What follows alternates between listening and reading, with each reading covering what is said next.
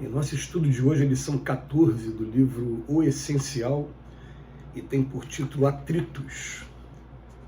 Nos atritos do mundo, não te omitas, aceita, que seria de nós sem a prova que educa. Pelo buril do artista, faz-se a pedra obra-prima. A mente sem problemas repousaria inútil. A luz do sofrimento vem de pranto e suor. Se a provação te apura, rende graças a Deus. Mais uma vez a gente lembra, Jesus afirmou no Evangelho: nesse mundo é necessário que hajam os escândalos, mas ai daquele que provocar os escândalos. Por que Jesus pronunciou essa sentença, tão forte, parece que condenando a gente sem remissão, dizendo que aqui é necessário que aconteça? Porque a doutrina espírita vem mais tarde dizer que o planeta Terra ainda se enquadra naquela categoria de mundos de provas, mundos de expiação. E a gente vai ouvir muito falar isso, quem estiver conhecendo a doutrina espírita ou começar a frequentar alguma casa, vocês vão ouvir muito esse termo, mundo de provas e expiações. Ou ao contrário, mundo de expiações e provas.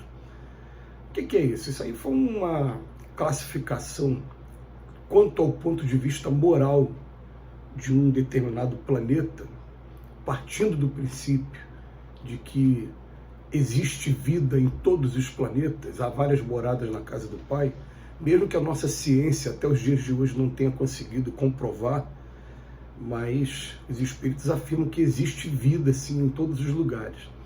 E é claro que a lógica dos fatos nos leva a não ter como duvidar de uma afirmação como essa, principalmente porque recentemente foi descoberto vida numa cratera na Rússia que vive pegando fogo.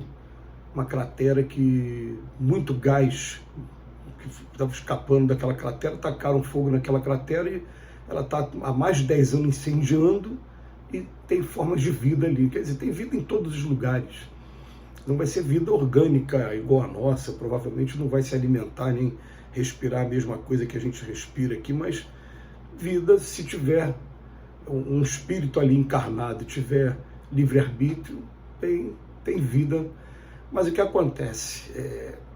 No capítulo 3 do Evangelho segundo o Espiritismo, vem uma classificação que até o advento da doutrina espírita a gente não tinha acesso.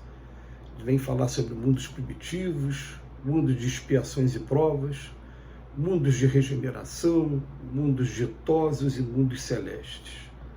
Aí fala assim: nós na verdade aqui estamos usando um corpo, mas eu sou um espírito imortal. Eu fui um dia criado pelo Pai, na condição de simples e ignorante. E essa criação é permanente, pergunta 80 do Livro dos Espíritos.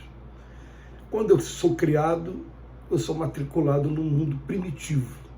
O nosso mundo aqui, planeta Terra, não é mais um mundo primitivo, já foi um dia.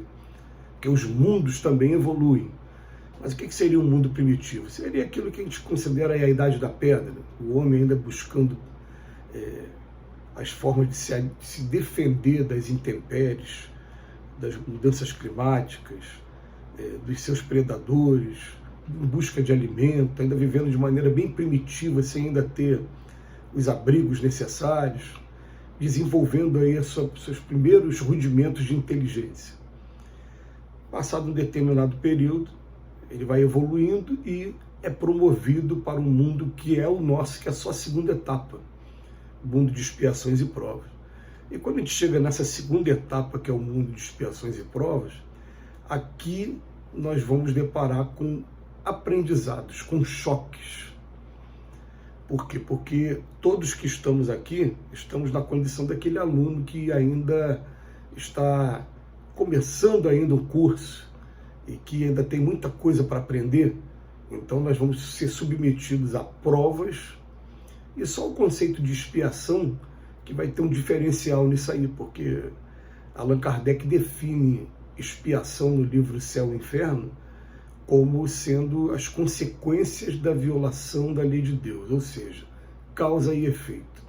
Sempre vai ter um efeito, né?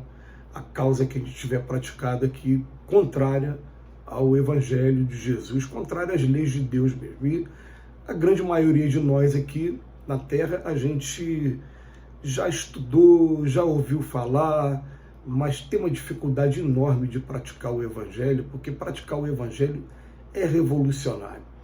A gente sonha com um dia em que todas as nossas palavras e nossos estudos se transformarão em atos mesmo, porque a gente fala de perdão não 7 vezes, mas 70 vezes 7. Tem uma dificuldade enorme de perdoar. A gente fala de amor aos inimigos e tem uma dificuldade enorme de compreender o que seja o amor aos inimigos. Então somos todos aprendizes do Evangelho. Então, enquanto a gente está nessa jornada, aqui em mundos desse jeito, em mundos aqui igual a Terra, a gente vai ter escândalo aqui. Esses escândalos eles vão estar proporcionando para a gente provas. Então, o que Emmanuel começa falando no texto de hoje? Nos atritos do mundo, nesses escândalos, não te omitas, aceita. O que seria de nós sem a prova que educa? Para o espírito que já chegou a um grau de maturidade, um grau de lucidez, a ponto de não se deixar mais ceder pelas tentações, a ponto de ter desenvolvido o amor, né, de maneira aí plena, ele não precisa mais de provas, mas nós aqui na Terra, todos nós, a gente precisa ainda, e foi Jesus também que disse do Evangelho, que aquele no mundo que estiver isento de pecado, que atire a primeira pedra. Todos nós aqui ainda temos muitos pecados. Então ele bota pra gente, pelo buril do artista faz-se a pedra obra-prima. E é sempre uma comparação, esse termo, na verdade, eu vou confessar a vocês que eu ouvi a primeira vez do Emmanuel e percebo que o Emmanuel usa com muita frequência o buril, porque o buril é aquele, como se fosse aquele prego que a gente pega hoje e começa a dar aquela martelada na pedra para ir aos poucos modelando a pedra e transformando a pedra numa obra-prima. Então, todas as vezes que o Emmanuel traz esse conceito, a gente começa logo a imaginar mesmo, né? Uma grande escultura, como por exemplo, nós que somos aqui do Rio de Janeiro, a gente tem o Cristo Redentor lá no Corcovado. Aquele Cristo ali foi uma pedra enorme que foi martelada aos poucos. Imagina o tamanho daquilo ali, né? Para chegar naquela forma ali. E agora o trabalho que vai acontecendo o tempo todo está sendo de manutenção para que nada se deteriore, que não caia, né? Não quebre. Aliás, Deus me livre, né? Caiu um pedaço daquele tamanho todo, pode tirar a vida de pessoas ou trazer até problemas, né? Enfim, mas aqui ele vem trazer essa comparação, fala, pelo buril é que sai a obra-prima.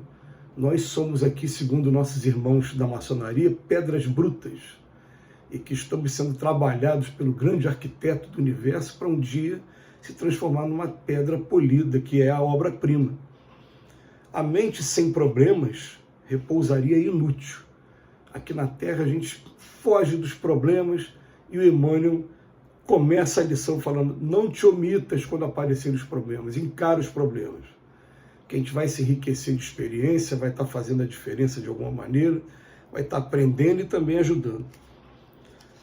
O Emmanuel completa aqui para a gente. A luz do sofrimento, ela vem de pranto e suor. Muitas das vezes é na hora do pranto e do suor que a gente descobre força que a gente não tinha e aprende definitivamente a passar pelo problema. Eu me lembro de um jargão que eu ouvi uma vez, né? Quando o homem chega ao fundo do poço, ele vai descobrir que não existe fundo do poço. Ele vai começar a olhar para cima e vai começar a voltar para a sua lucidez.